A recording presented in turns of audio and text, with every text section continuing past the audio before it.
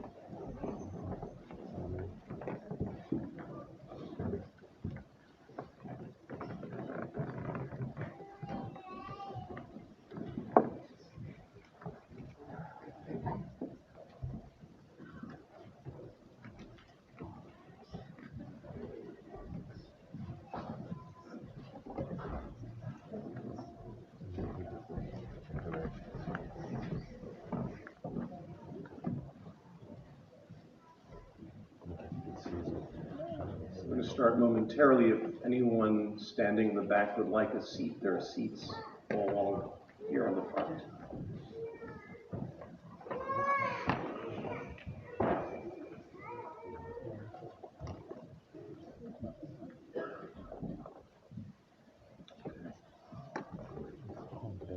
Good morning and welcome to Goddard Chapel at Tufts University for the memorial service for Sabina Carlson Robillard, Hanina Bat Kalman Ubashahana. My name is Rabbi Naftali Brower. I'm the Jewish chaplain at Tufts University. I'm the executive director at Tufts Hillel, where Sabina made her Jewish home during her undergrad years here on campus. She graduated before I came. I did not know her personally, but my colleagues remember her very fondly as someone with tremendous joy, full of life and light and energy and a burning sense of urgency to make the world a better place. In the tributes that are going to follow, this will become more apparent to those of you who know her. It will reinforce what you already know. For those of you who might not know her, know those aspects of her, I hope that in the tributes that the full personality will come to the fore. I just want to do a little framing this morning. This is a profoundly sad moment. There's no getting away from that. A life tragically cut short, and all the pain and frustration and questions, unanswered questions that this brings. And at the same time, paradoxically, this is a celebration of life. And there is no simple, neat way to parcel out this paradox. So I just invite you to hold the paradox. To be sad, profoundly so, and to be proud, profoundly so.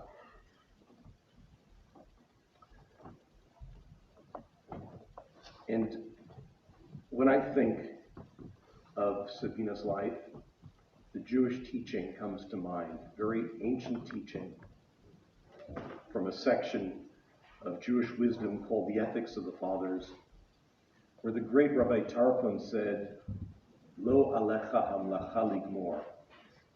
The work is not yours to complete, but neither are you free to desist from it. And I think that captures Sabina's life. Intense, intense work. A life that ended too shortly, and nonetheless, she was completely immersed in this holy work. So before I open with a psalm, I want to extend our deepest sympathy to her dear husband, Roby, to her daughter, Anna, and stepdaughter, Deanna, to her dear parents, Kenneth and Barbara, and her brother, Adam, and sister-in-law, Catherine. And as for Sabina, Penina, Bat Kalman Ubashachana, Penina, the daughter of Kalman, and Bashachana, Tehi Zichra Baruch, may her memory be a blessing always. I'm going to begin with Psalm 23. Mizmor LeDavid, Adonai roi lo echzor. The Psalm of David. The Lord is my shepherd, I shall not want. He makes me lie down in green pastures. He leads me beside the still waters. He refreshes my soul. He guides me in the paths of righteousness for his name's sake. Though I walk through the valley of the shadow of death, I will fear no evil, for you are with me. Your rod and your staff comfort me. You set a table before me in the presence of my enemies. You anoint my head with oil, my cup overflows. May goodness and kindness follow me all the days of my life. And may I live in the house of the Lord forever.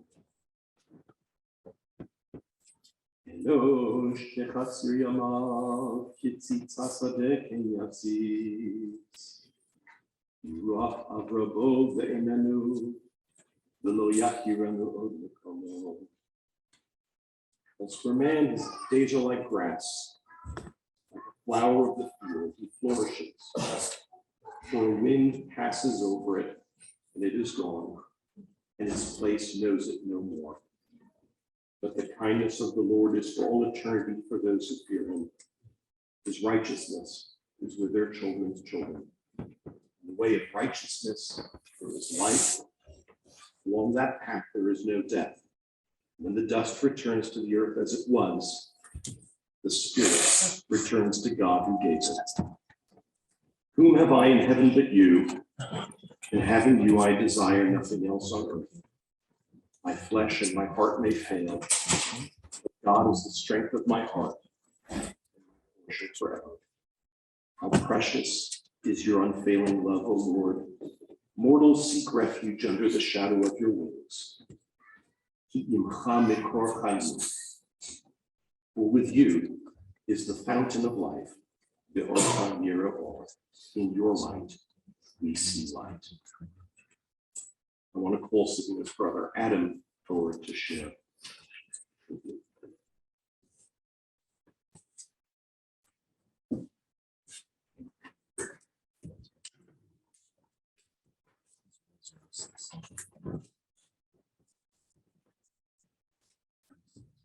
Morning, everyone. I'm Sabina's younger brother. First, the whole family, we want to thank everyone for being here, and for those watching from afar away as California, Florida, Haiti, Dominican Republic, Guinea, and beyond. You are all from different parts of Sabina's life, from childhood friends all the way to recent colleagues who are in between. The love and support from everyone has helped buoy us and get through this difficult time. Our program today has 5 speakers. One of them, we know that there are many more of you who'd love to share your memories and thoughts of Sabina. We encourage you to post your memories, stories, and photos, on a memorial board put together by Sabina's cousins, Renee and Devin.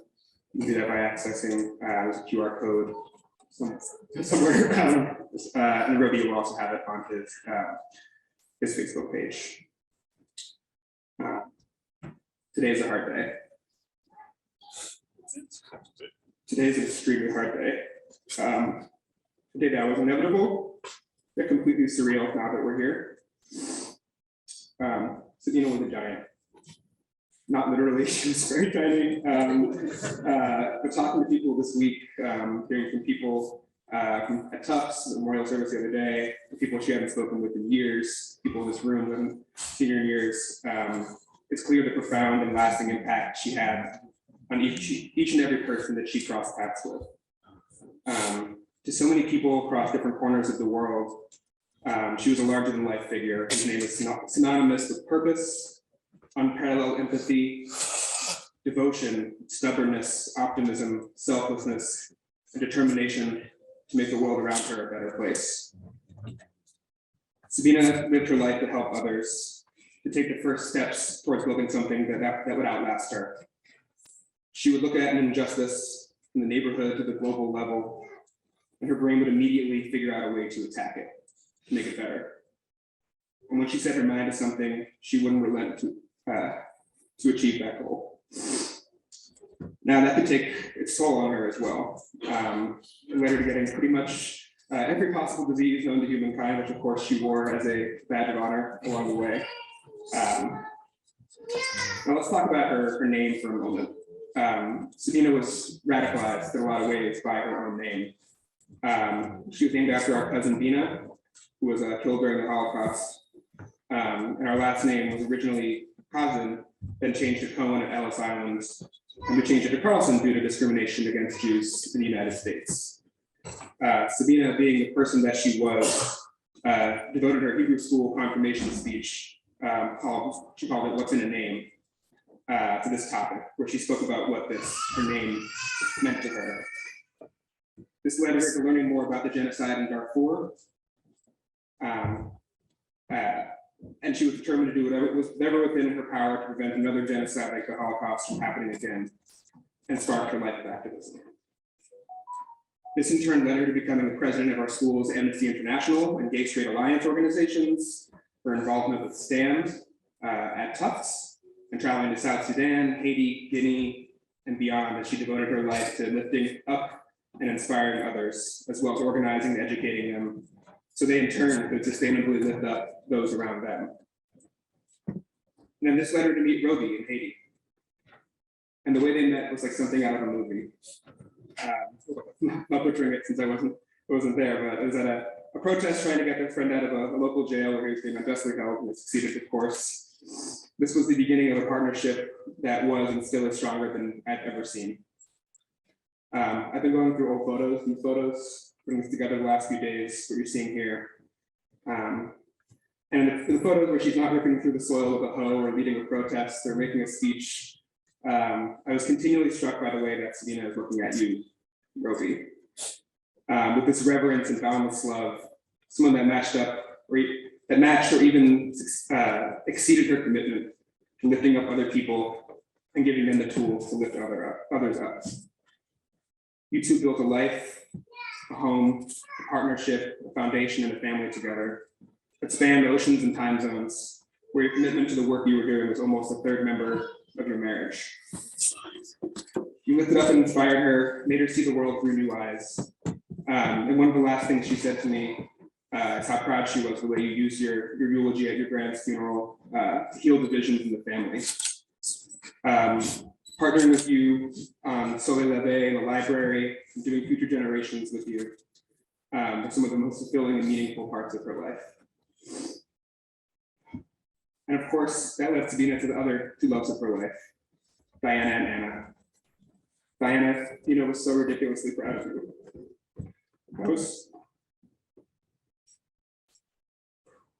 That was true long before you set foot in the United States. One of the last things she told me was how proud of you she was for absolutely crushing it in school, for the great friends you've made with your internship, having such a great time at the homecoming dance, you danced in the middle of the circle, and the young woman you're becoming. I hope you know how deeply she loved you and still loves you. And to Anna, I know this is a lot right now. You're probably not grasping everything that's going on, but watching you two together has been such a great joy. Even when Mama was too sick to do much of anything, she would move heaven and earth just to spend a few more minutes with you. One of the primary reasons she was hanging on for so long was to spend as many seconds with you as possible. And she wrote emails to you every day. She'd be part of your life as you grow and flourish.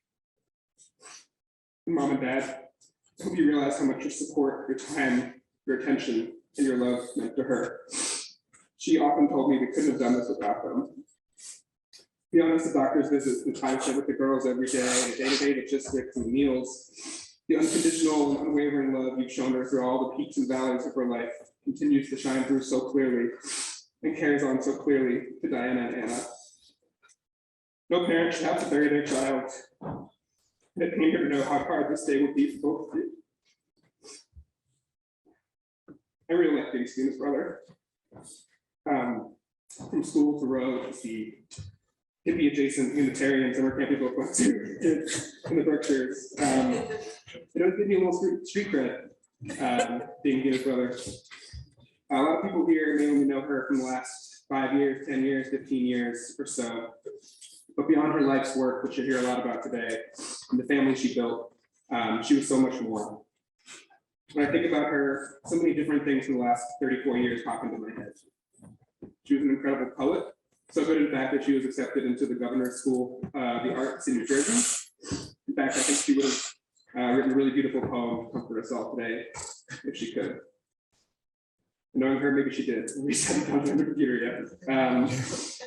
I'll remember her coming to all my baseball games, being my biggest fan, even though she really didn't like sports. She somehow convinced herself. I remember her as a really talented musician, saxophone, clarinet, guitar, and bass, especially playing saxophone in the band Shot Funk, which won about just about every competition they were in.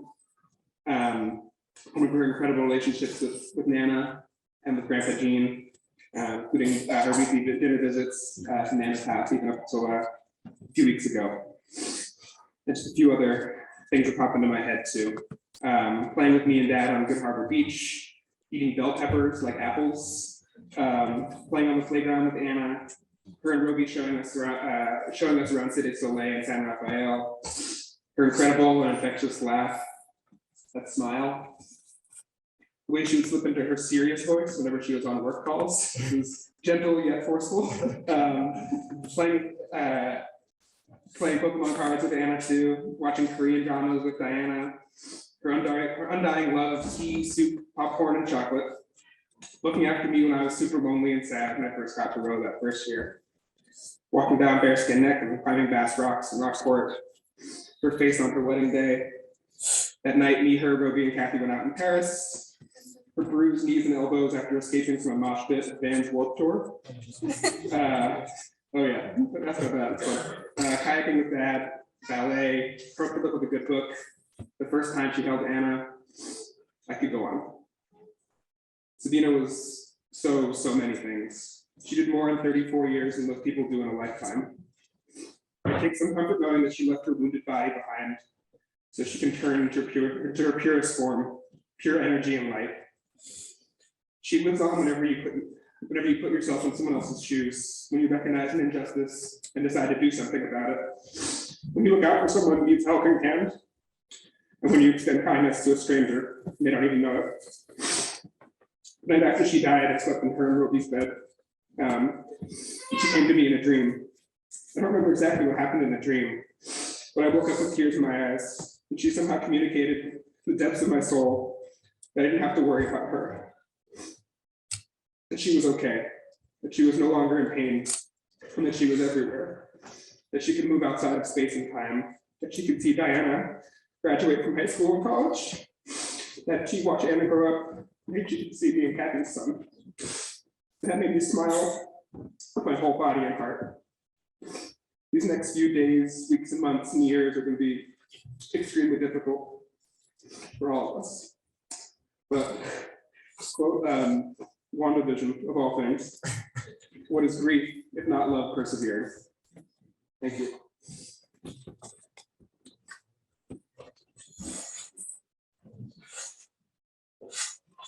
I'd like to call on Ken and Barbara.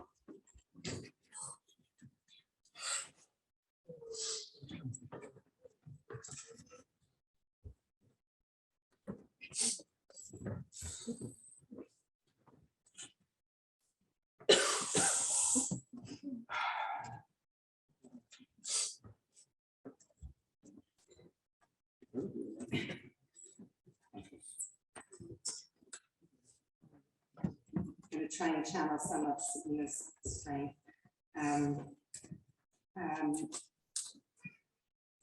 Sabina's activism at the end of high school and the beginning of college was mostly focused on the atrocities and the attempted.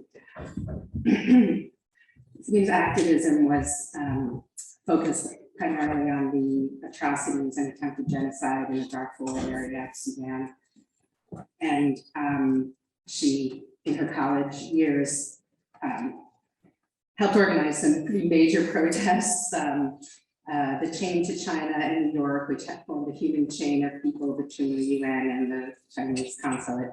A die-in in Boston Commons where people were laying down to protest what was going on in Darfur. A protest in front of the White House, which got her arrested. And she was really proud of. But in high school, she was also a writer, a poet, and those two things came together in this poem she wrote at the time called Vigil for Darfur. But it actually resonates today as well, because it's what the rabbi was talking about. You don't have to finish the job, but you have to, you still have to do something. And so I'm going to read this poem to you that she wrote when she was probably 16. Hold up your candle if you are an angel. Hold up your candle if the light of hope dances and curls about your spine like the breath of light about the wick. Or blow out your candle if you believe that when these flames flicker out, we will forget the faces we now see before us, the faces of the hopeful and the memory of the abused. Hold up your candle if the people standing alongside you have become your wings, and that side by side we fly to a better place in time. Hold up your candle if you know that sound does not travel through air and wires, but rather through the chords of your heart, and that we will never be able to claim that we could not hear a single cry because a deafening ocean stood between us. Hold up your candle if you remember how the world forgot 800,000 Rwandans. Hold up your candle if you have a hole burned into your heart by the Shoah, the Great Fire, the Holocaust. And hold up your candle if you can still see the smoke and taste the ashes. Hold up your candle if you know that tears only feed that fire. And hold up your candle if you refuse to let the world sob itself to sleep, waiting for a wish, because we did not listen to them, because we did not burn with them, because we did not tell them, I am going to save you. Here, I am your miracle. For who dares to say that miracles are simply in the dusty words of Bibles? Friends, look at the crying wings you stand side by side with. Listen to the heavenly songs of hope and hurt. Feel your heart rise through the halo above your head to join with 100,000 others who will heal the world. Hold up your candle if you are an angel.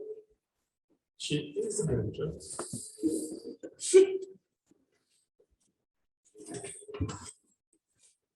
I'm going to echo Adam and thank everybody for being here from near and far. Get some people who did some major traveling to get here. So thank you. So how to set up someone's life, especially someone like Sabina, who was so many things and who was such an impactful formative life, compressed into 34 years. Sabina was, as we heard from Adam, a talented creative writer, a musician, a slam poet. You'd see her stand up and recite slam poetry in front of 100 people, just totally improvised. She's a humanitarian and activist, a fierce defender of people in crisis, a huge proponent of giving affected communities agency over response to their crises, an accomplished academic researcher. I always told her she was an academic at heart, and she would say, no, Papa, I'm not. But she was many things, and she's also an academic. She's a dedicated teacher and mentor, and a devoted mother, wife, granddaughter. Just look at that, and I'm okay. But all of these different facets of Sabina were based on certain key elements of her personality that were there right from the beginning. Two clear traits that stood out when she was very young were her tremendous sense of empathy. Empathy really was Sabina's sixth sense, and her selflessness. Sabina was always deeply aware of how other people around her were feeling, and always did her best to address their needs ahead of hers. And she did this even to a fault. During these last 4 years, while she was battling cancer, she continually put the needs of others ahead of hers, whether it was her family, a stranger seeking asylum, or needing food during a pandemic. Clearly, this empathy was a driving force that guided her time and time again in her professional and personal life. Sabina always had a very strong sense of what is right and a determination to fight for those things and for justice.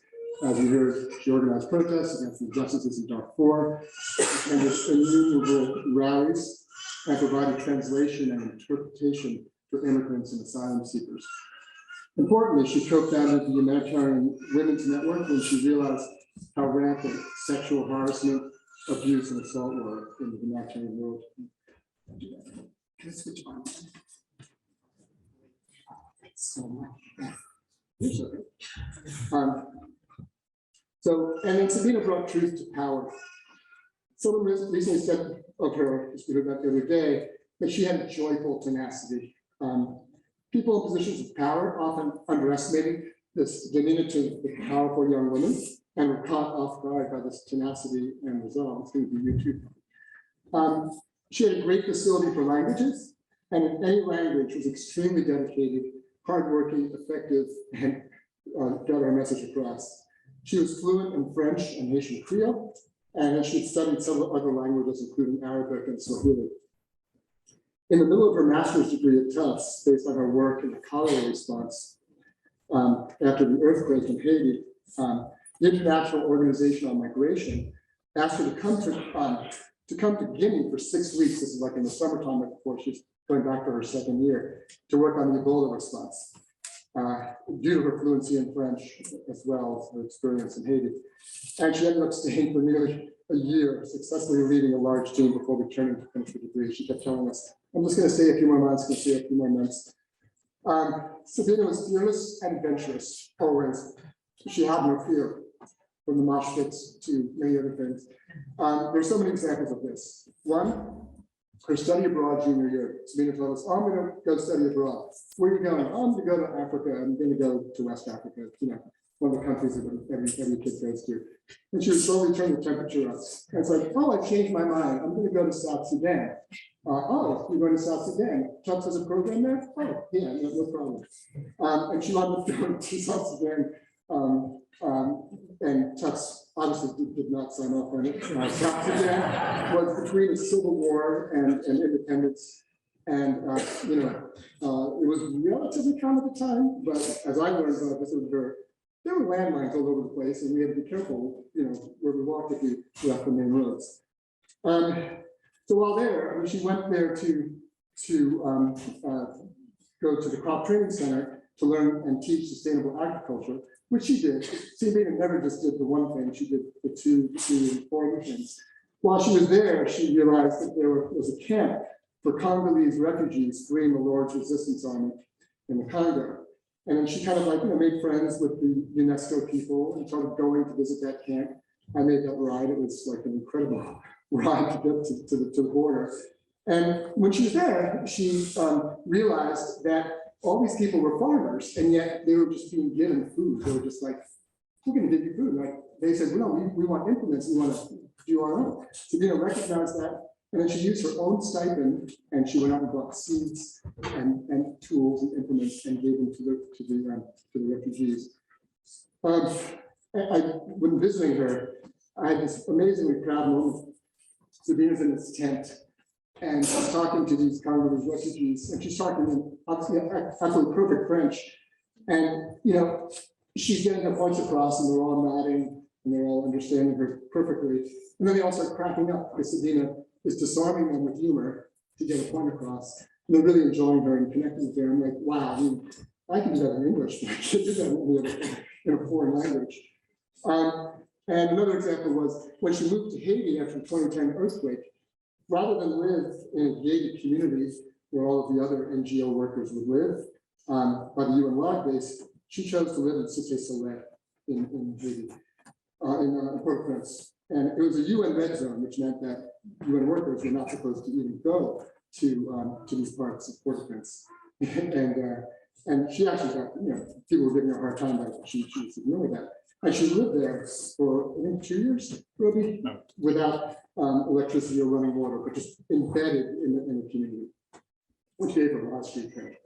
Walking with her in Haiti, my first time visiting her, it was super fun.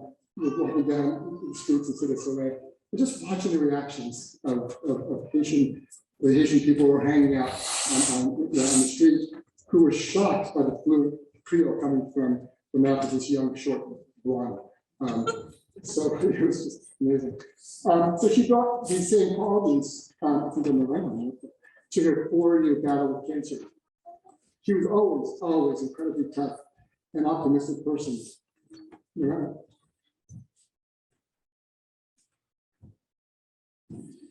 I don't know what she's facing. Look at me for a second. Here you go. Thank you. Up to her last days, she was working on an important project with her advisor. She was writing grants. I think she got word of a grant that just got funded, the $80,000 grant for Haiti. We found it out like the day after she passed. And planning a thesis committee meeting, which blew me away on Tuesday. Last Tuesday, she was planning a thesis committee meeting. And as always, she was very focused on her family and always telling us, oh, don't worry, don't worry about me. You guys focus on yourselves. And all this is like the suffering she was experiencing from her symptoms. But she's very focused to not let her illness get in the way of her life and health. Determined to live as long as she could. To continue being a mom to Anna and Diana. And after she passed, I was talking to her oncologist, and she was just like, we were amazed by Sabina. She was so remarkable, and she so far outlived their expectations. And it's just, she just kept going. So going forward, Barbara, Roby, and I are devoted to raising Anna and Diana as best as we can the way that she would have all been raised, with all the love, devotion, and passion that she brought to them. She was the most remarkable person we've ever known, and the world has lost an incredible advocate and agent of change. And I think, it's all on us to continue her legacy by our example to make a world a better place. So thank you for being here. Thank you for being so patient, Anna. Okay.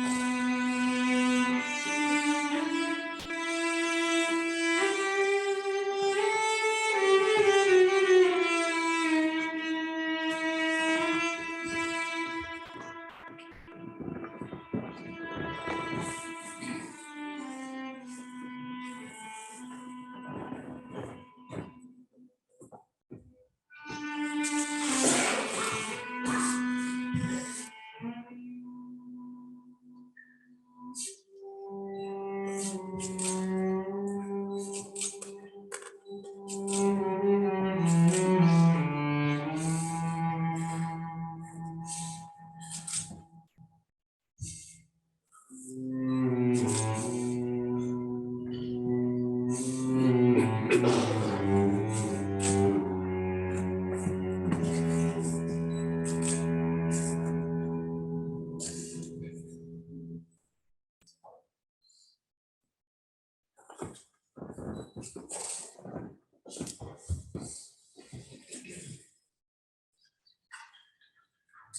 like to call on Dan Maxwell, Sabina's advisor and colleague.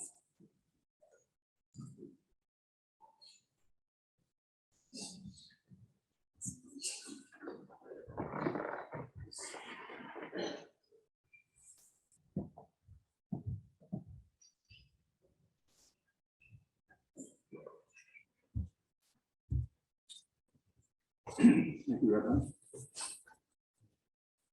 Good morning, friends. My name is Dan Maxwell. I'm a member of faculty here at Tufts. And as Reverend mentioned, I was Sabina's academic advisor and more recently the chair of the Ph.D. committee. Unlike members of Sabina's family, I don't have a prepared meeting this morning. I tried to get through one the other evening in a small memorial we had for Sabina at the School of Nutrition, and I didn't make it. So I didn't even try this morning. Let me share a few memories off the bat. I think I've known Sabina for almost 15 years. When I first came to Tufts, she was an undergraduate on this campus and recruited me to come and talk about our fourth class. I have no idea how she got onto me. All I know is that she convinced both myself and the professor to let me come talk to the class.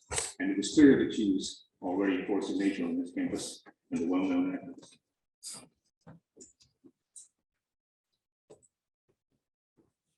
Ben just said he wasn't sure whether she was an academic at heart or an activist at heart.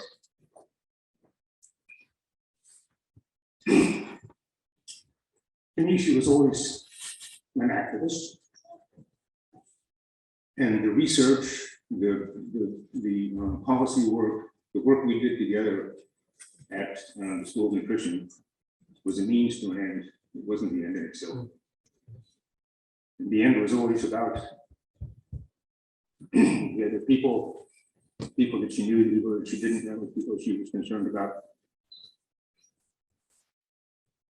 The other evening, after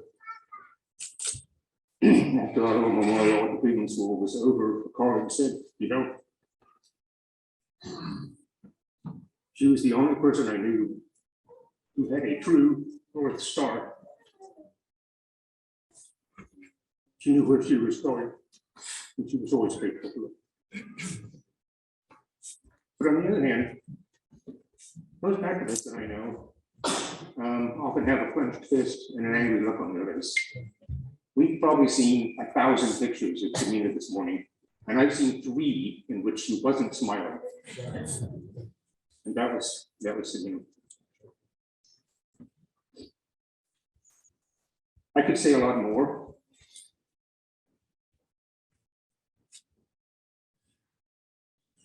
But I think enough has already been said. I think Sabina will always hold a special place in our hearts. Sabina showed us ways to live and ways to live that many of us who were twice her age, old enough to be her parents, learned a lot from, benefited a lot from, and will always remember her for. So let me just say to Roby, to Sharon Barbara, and other members of the family, our hearts are with you and your loss. We will remember Sabina, her cheerful smile, the way she always patted people ahead of her. We will remember that for a long time to come. And we give thanks for the light that she held in this sometimes pretty gloomy world. Thank you.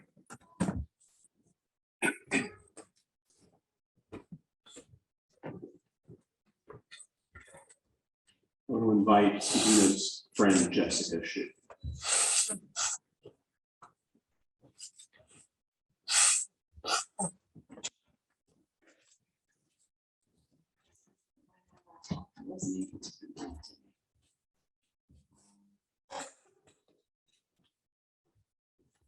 Everyone. Hear me now? Okay. What a bitter and what a sweet moment. I'm looking up at all of you, and I have met new people that I've heard about last night, seen people that I loved, and I'm seeing us all together. And it's Sabina who's gathered us.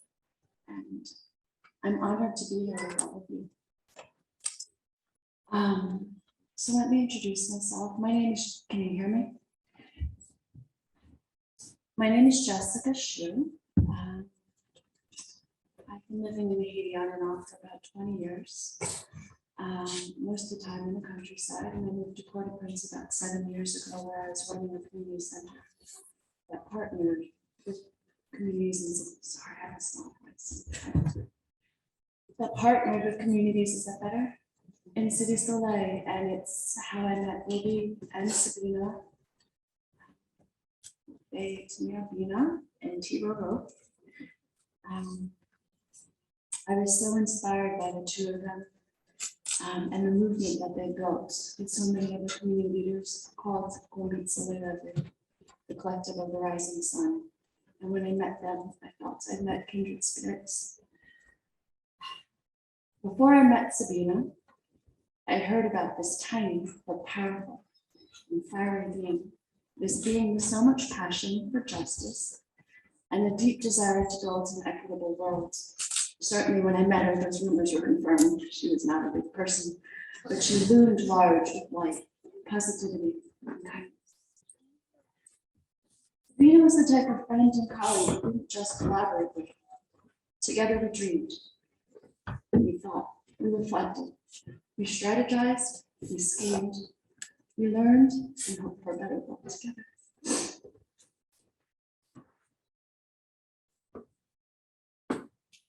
Her presence inspired, made me hopeful, and the future actually looked so much brighter just because she existed. When I was tired of feeling somewhat dejected, she was tireless and endlessly optimistic. I could go on and on about Sabina, but I've been asked actually to focus a little bit on her localization work. That was to inform her dissertation, but also this work impacted Haiti as well as other places, so many other places in the world, and will continue to have an impact.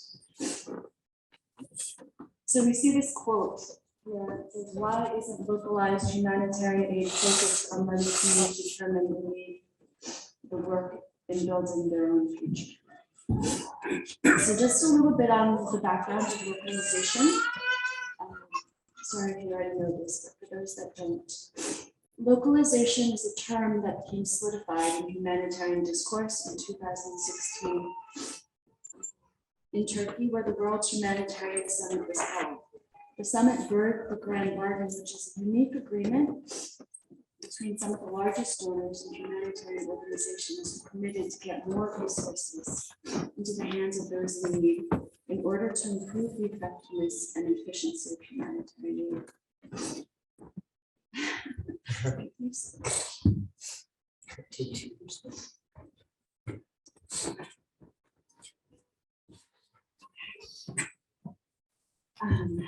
Localization has been a contentious term, and these same organizations and agencies have struggled to fulfill their commitments. But there has been progress made in humanitarian aid becoming more inclusive and locally led. This is what Sabina was working towards. And she did so with so much care. She pushed for the system to acknowledge its power and privilege and to engage with all the complexities that are unique to communities, to deeply engage, to build relationships, to build trust, and through that, to let communities determine their own future and lead in working towards it. One of the many amazing pieces that Sabina put out in the world, which was co-written by Ruby, which is exemplary of the partnership that the two of them had and what they believed in. It was called No Angels, No Demons, A View on Localization from City Soleil. I think it is one of the most important pieces that is circulated publicly, that articulates so clearly the complex dynamics of the space and the importance of engaging and understanding. No shortcuts. Sabina and I originally mostly overlapped because of the work in CDA, but we later realized that we were working on other similar issues. I've been in the midst of working on an initiative with a colleague and community leaders in Africa, which is on the far end of the southwesternmost tip of Haiti. And together we were putting together what's called a community guide for humanitarian aid. And the idea is that the humanitarian system is something that is large, complex, and inaccessible to the people that it affects in communities. So the idea was, in essence, to pull the curtain away for communities to understand the system that affects them every day. And the second part was actually for communities to say, hey, if you're an NGO or representative, a non-governmental organization that has come here to respond, this is what we're asking you to do. These are the steps that we want you to do to engage and to do right by us. And in addition, there was a social map, which included community needs, resources, as well as other important details about the local culture, with the intention of encouraging the humanitarian system to really understand and really engage. Sabina's knowledge and reflections were a huge part of the writing and creation of this guide. In mid-October, I was in DC with my colleague, Sabina Carlson from here, with another colleague from Haiti. And yet an entrance for me to introduce myself. My name is Reno Robillard, but people call me Wobby.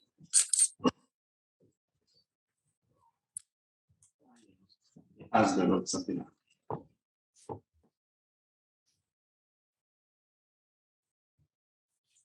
She is my wife. She is, not was, she is my colleague. She is my camarade, my professor, my student. She is my everything. But she was not my English teacher.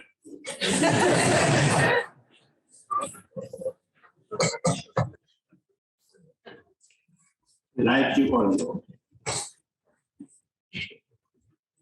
all here together this morning, how she always doing, bringing people together. That was her life. She came for that, to put people together. Yes, Sabina, my wife, my angel, Ina, she passed. She died. Sabina movie.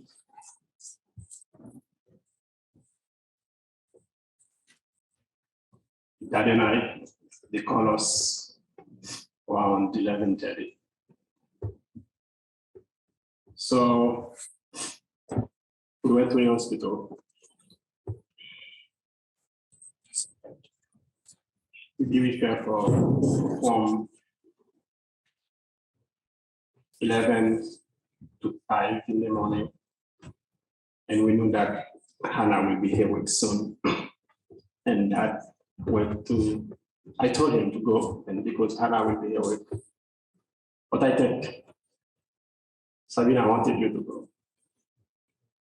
You want to die for you. And I stand beside her by the bed, holding my hand, holding her hand. And peacefully, slowly, slowly, slowly, slowly. At 5:40.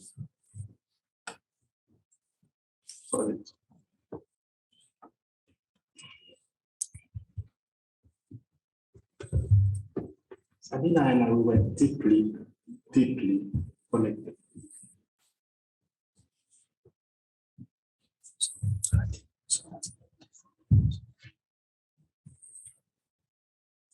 We will only be together for 12 years.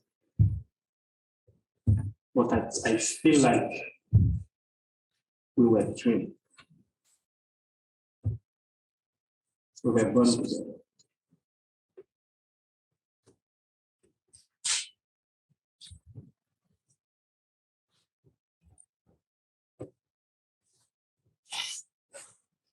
In living, fighting, growing together, suffering.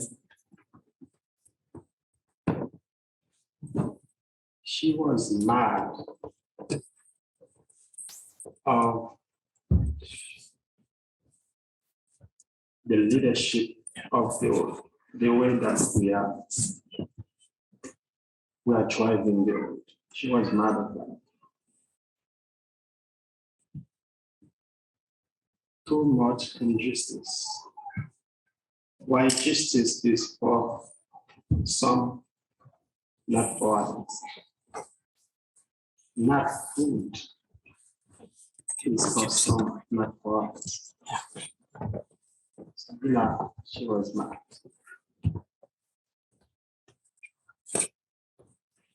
I met Sabina for the first time in March 2010. We had a workshop after the earthquake. We're trying to be involved in Haiti's future. But the international, the Blanc, they didn't want to hear us. For us, it's just give them water, give them tent and food. Not them to decide or to define the future. Sabina was there. And she stood up. She said, actually, these people, they are the ones who's supposed to define Haiti's future. If you want to help, you have to stand beside them, but you are not supposed to be in front. And she said that in English. That was like something, but she turned to us and she explained us. She just said in Creole, in good Creole. So I was shocked by the small Blanc. And we worked at IOM, the International Organization for Migrations, for about 12 months together. But how someone like me, like Gainsmore, if you a lot at the Sadak is work in IOM in long days. IOM don't even, not IOM, but the UN, they didn't even want their car to go there. So how they will hire someone from Cité Soleil? So Sabina managed to say, if you want to help these people, they are the ones supposed to help their people. You have to hire these people. They asked us to send our CV resume, and they put all the resumes in the day. Sabina went there, she took the resume back. She said, you're going to hire these people. And she helped funded what we call COSMA, the Community Open Soup Map of Haiti. And then we worked. Actually, I had like a UN badge. I put it in, in Cité Soleil, we work with it. People have to see. Yeah, okay, you will. So it's just Sabina.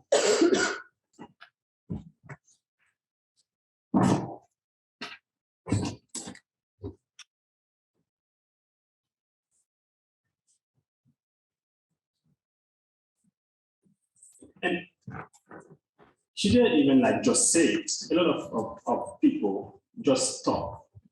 They talk. But when you get to action, less action. And this is why we are dealing with a very sick world like that.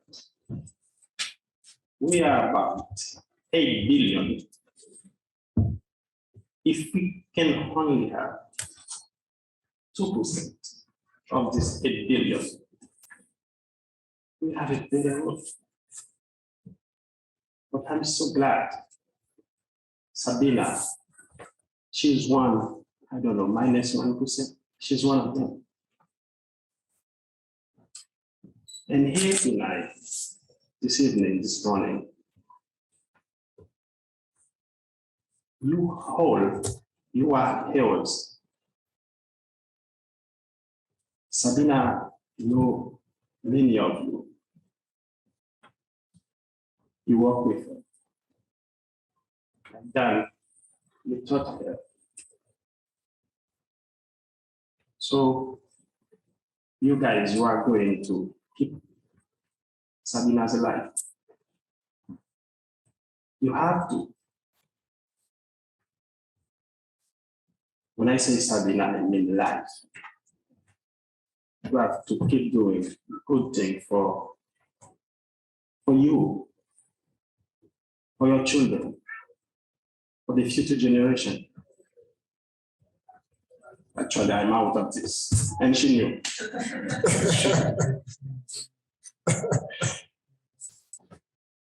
Sabina started to live with Gainsmore, which was the college in the ruin of Cité Soleil, because she has to convince the UN, I am not living in Cité Soleil, actually it's in the border of Cité Soleil, and to accept her. Actually it was in Cité Soleil, and then she started to live there, and she said, you know, and it's fine, and she took the UN card. She didn't want it because she didn't like this thing, but she wanted to, you know, to make it work, so she can go and back. And after a few months, she said, oh, actually, I'm going to move inside in the head of Cité Soleil. And that's when she came to live in TIT with me. So it was in June 2011, Sabina and I found ourselves in the Cité Soleil police station. And we were fighting to free a community member, a leader. Actually, he's here, Sagak. Why Sagak?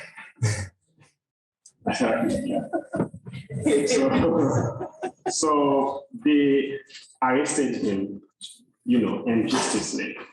And Sabina and I, we were there to release him. And we did it like so good. She's playing the role of the Lilo Blanc, you know, and you know, I smile and I'm trying to, you know, to be like, oh, you did right, like the police too. And then we did it. After we did it, and Sadak was out. Actually,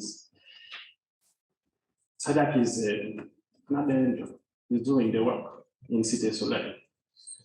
And this man, Sadak, is our godfather. Godfather is RN in Creole language in our wedding.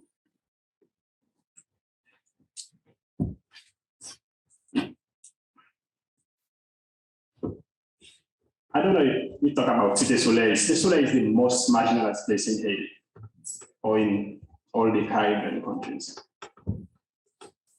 It's hard because the narrative of Cité Soleil is gang, poverty, violence, slum, and that's why Sabina used to be. And what?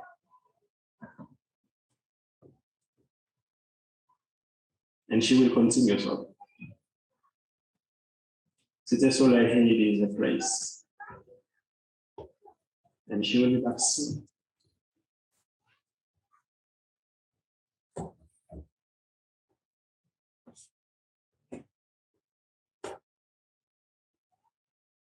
She was not only a good comrade, like a good wife.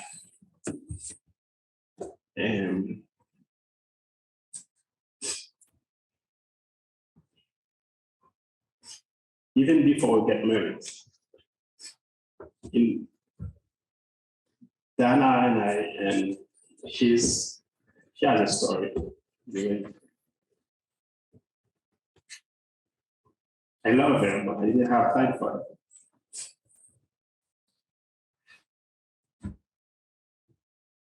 I was too busy working. I was too busy trying to serve my community. I was forget to think about my dad. She said, how you can change CDA's life or change Haiti if you don't take good care of your dad. She brought us together. She put some time for us every Sunday to be together. That's a study.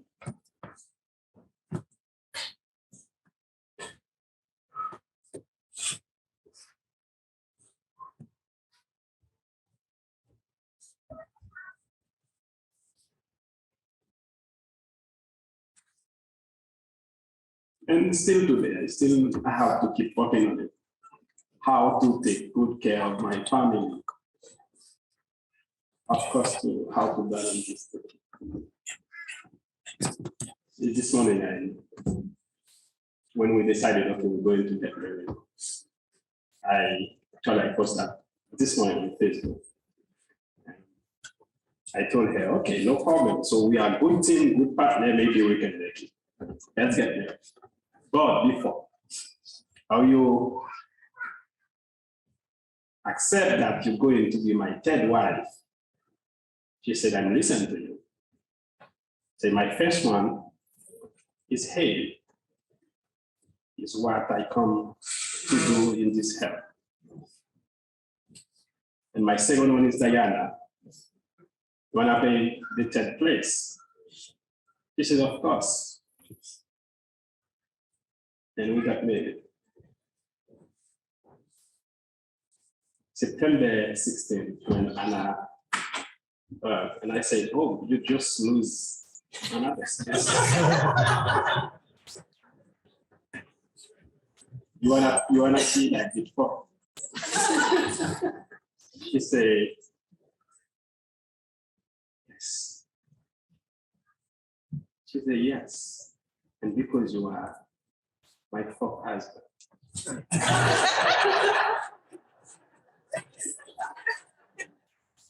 said, what does that mean?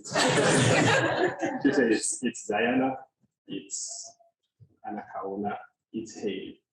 So she was the first one. Haiti, Carl, Diana, they were just one.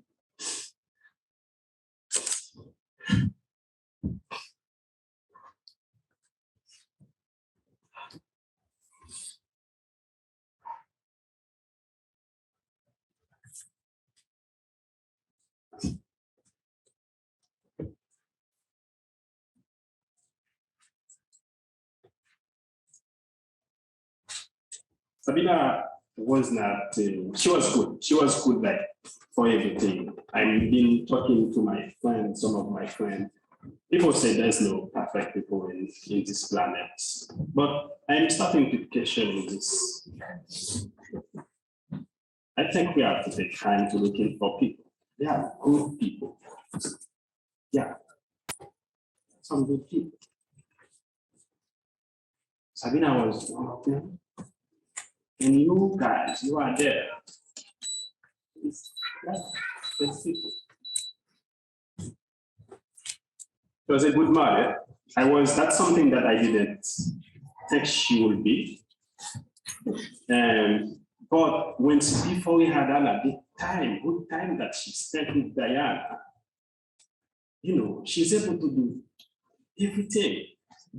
Taking care of myself, taking care of herself, and then keep, writing for, a lot of organizations. And she finds time to do like everything. Good mother, good collaborator, good comrade, good professor, really good citizen.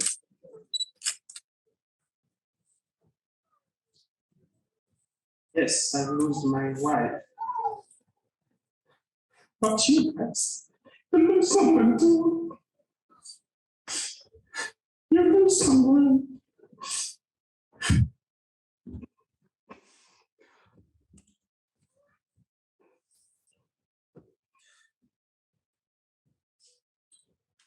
He left with a lot of questions.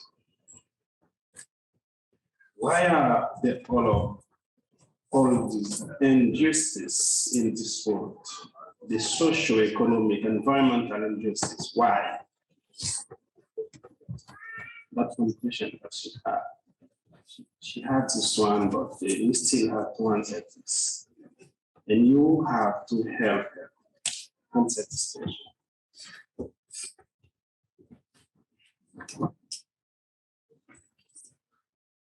Why is justice and peace not for everyone? It's because of the color. It's because of the origin, the social class. That was my question. Many times we live with angels among us. We do not even know. I had a chance to live with an angel close to me for 12 years. I think the other angel become too jealous of me. That's why they pick. It's hard, but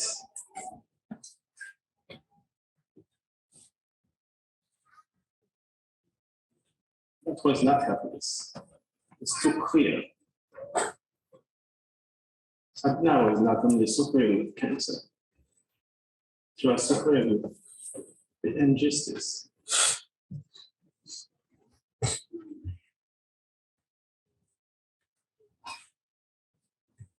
Okay.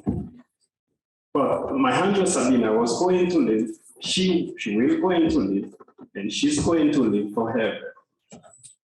When I look up the room where I am now, I see his present. I see Sabina's heroes. You were all heroes to Sabina. She loved your work. The Mahawa, CDA, Tufts, Sada, your work.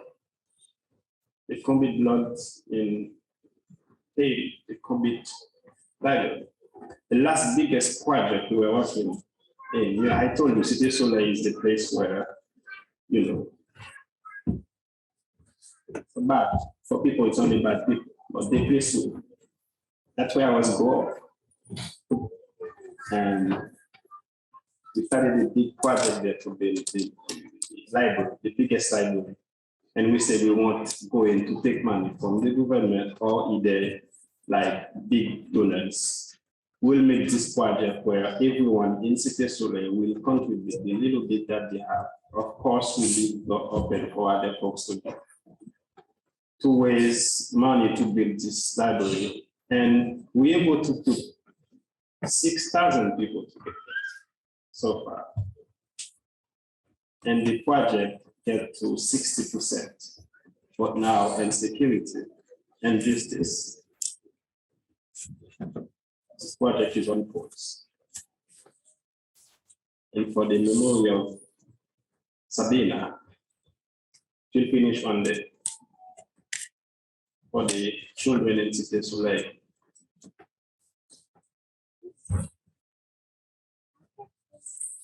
Now, I would like to invite you all, please. Not the family, father, mother, cousin, please stay seated. But the rest of you, please stand a little. Nana, you have to face it. Nana, sit.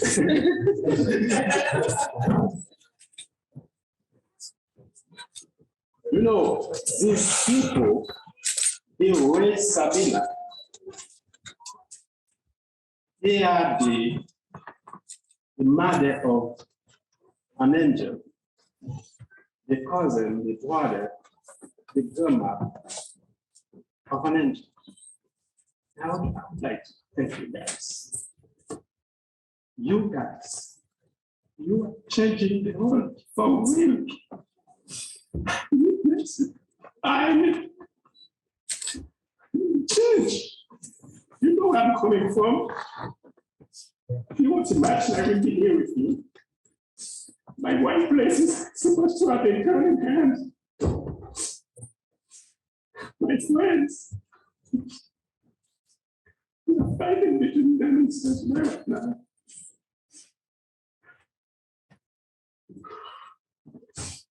Please train me.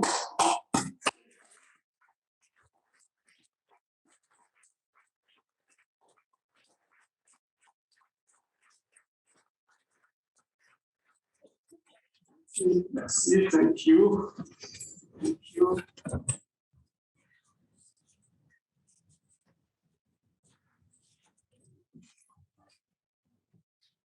I would like to thank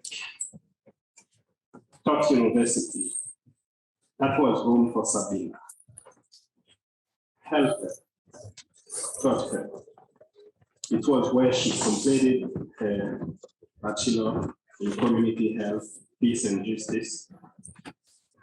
She completed one master's degree in food policy, nutrition in Friedman School. And I don't know if there's any professor here, but let me tell you, she is 6 in this thing. Not only she has the diploma, and I'm eating vegetables right now. Yeah. You know what?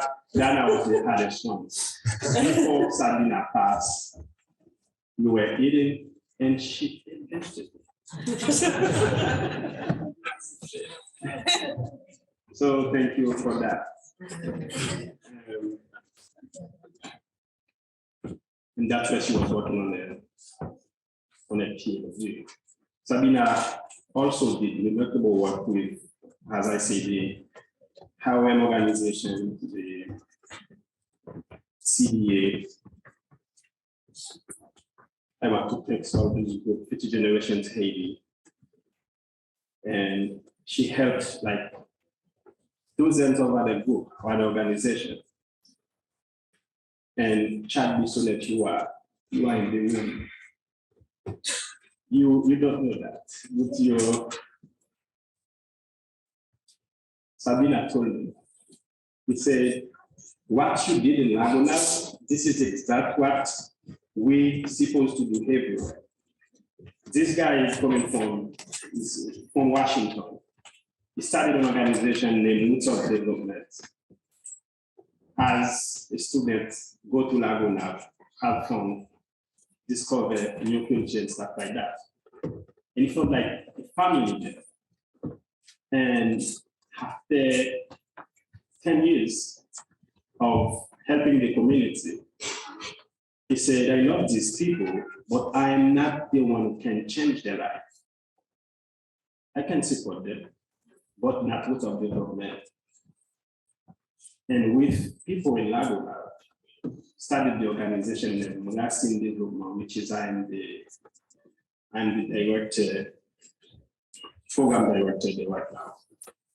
And he said, let's do something. Let's pay like a seed, how it's supposed to be working. So I am the black. I'm going to support you, and you support the Ghana and support Haitian. I can't be informed to do that. And Sabina kept telling me, this is the best case study, and we have to find a way to really document that. And she,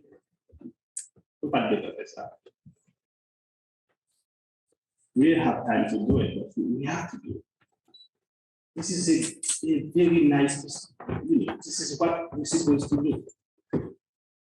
The international organization, the agencies, they're supposed to know they can't change Haiti, they can't change the third world country, they can't. People who are dealing with the problem, they are the expert of the problem. If they are the expert of the problem, they are the expert of the solution. They have skills to change.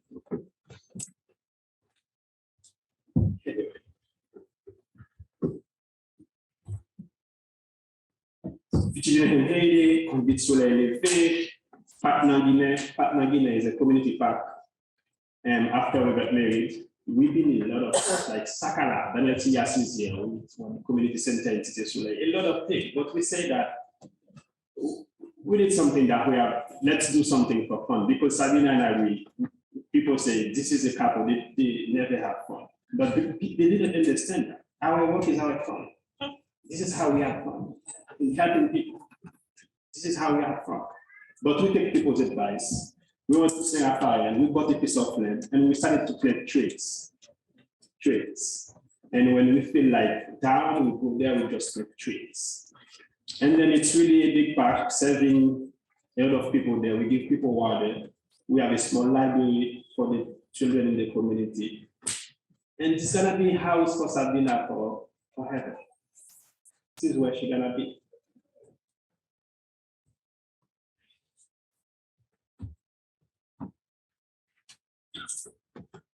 Sabina's professor, researcher, academy, collect. I would like to thank all of you.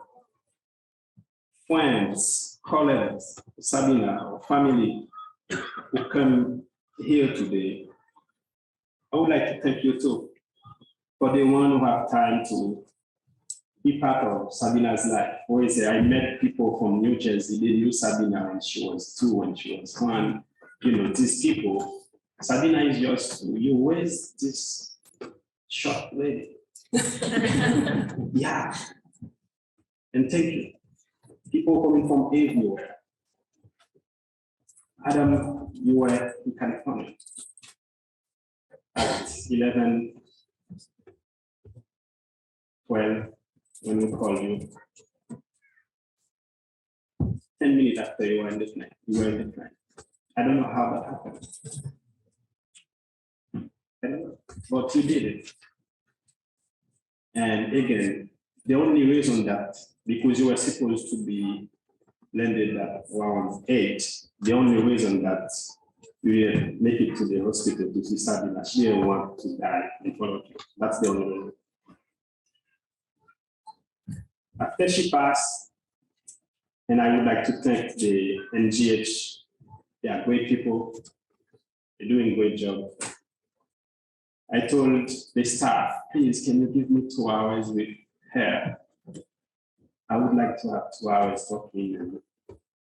And after she passed, I stayed there holding hands and for 2 hours. And she's so beautiful. She passed. She passed. Some of you coming from Europe, Canada, Jeto, Canada, trying to in the night to come here. So people was just living here every day. In the last years, I didn't, it's not go out to stay in Tite Soleil, I don't know why.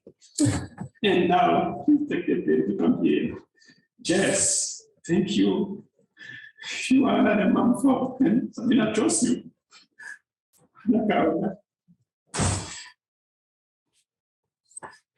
Sabina push her to go to the hospital to have some time with her husband.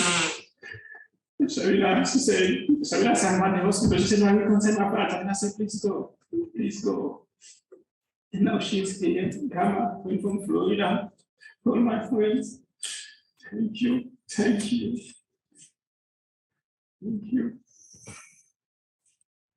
Sabina, I will be the first for her.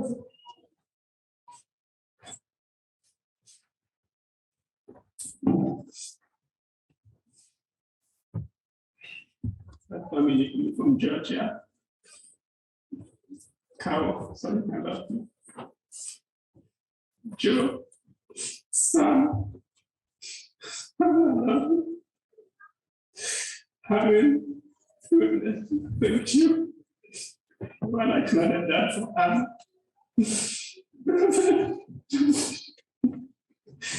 Thank you, Paul.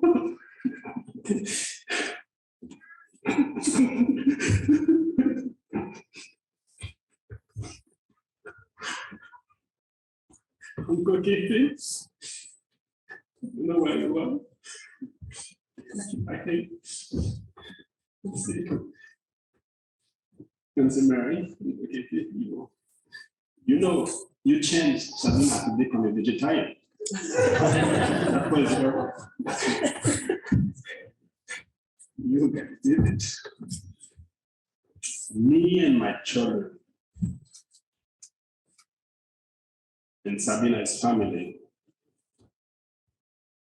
we all, and with your all support, we are going to continue to work to keep Sabina always present and living roles, because it is good action that we continue to make. So let's keep doing good work, guys. Memorials are going to continue in Haiti, in Sabina's Park in Haiti, in Saint Raphael. At the moment that we are doing this, people's planting trees in Saint Raphael. They called me last night to say, we will plant trees. As you're talking, you will be strong. Because we will put roots under the ground and we connect together to try to keep Sabina's life. And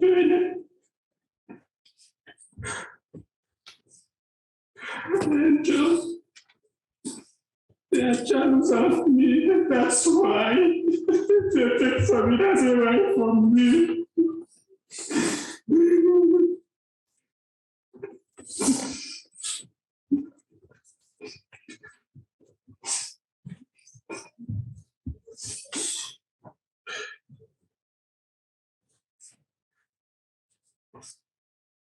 What are you doing with your continent? This is not last forever.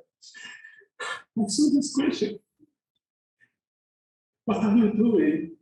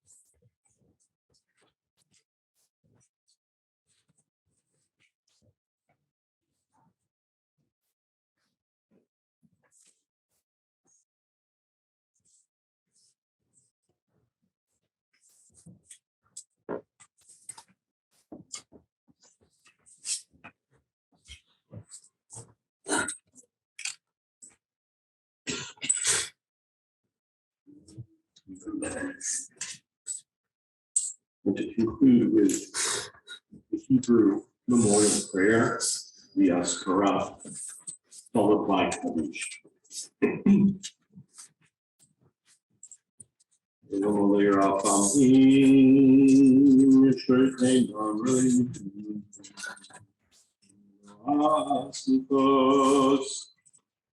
Anun virafu, merakapayin grafes. Am sepa poras peshavak ravas yesha. Umenu fanechoino, tapas kanto yashkino. Imalois kidoshim dvergviratim ashirim. Es nishmas. Emina. As Kalmanu Bashafana Shelko Lama O Nobalarapani Zokrolo Trebukozaki Selvitsi Se Abartso Sakayim Uksat Lo Sharit Sedik Yero Sharichem Lo Vachanino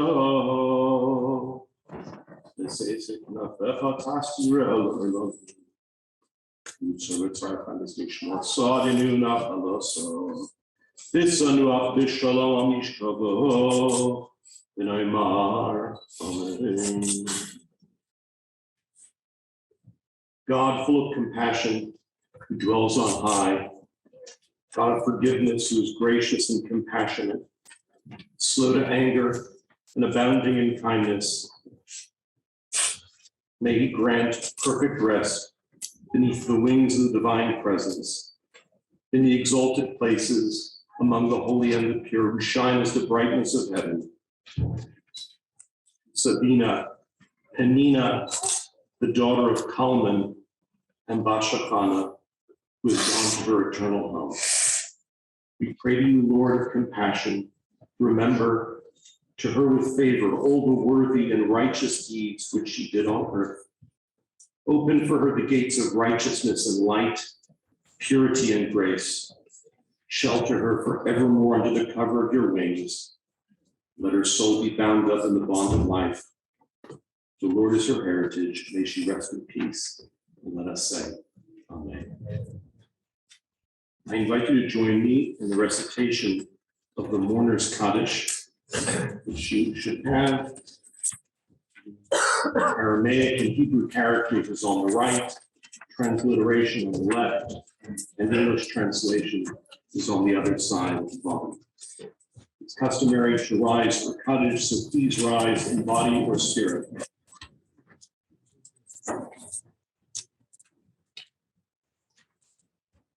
Join with me if you can.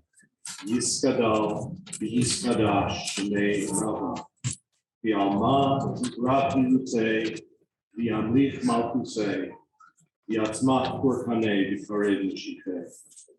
V'chayechon, V'yomechon, V'chaye B'chol Beit Yisrael, V'agala, V'zman Parif, V'imru, Amen. Yehi, Shmei, Rabba Mevarach, V'alam Lomei Omaya. Yisbarach, Yishtabach, Yitfa'ar, Yitrama, Yitnaseh, Yitadar, Yitaled, Yitalal, Shmei, Yikudshav, Yekun. Le'elami kol birchasa v'shirasa, Tushbechasa v'nechamasa, Damiran v'alma, Yibru Amen.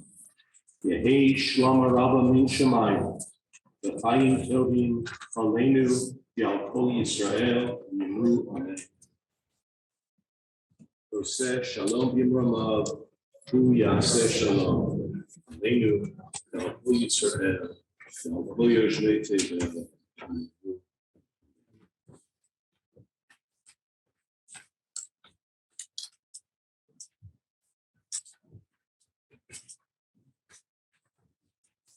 Please be seated.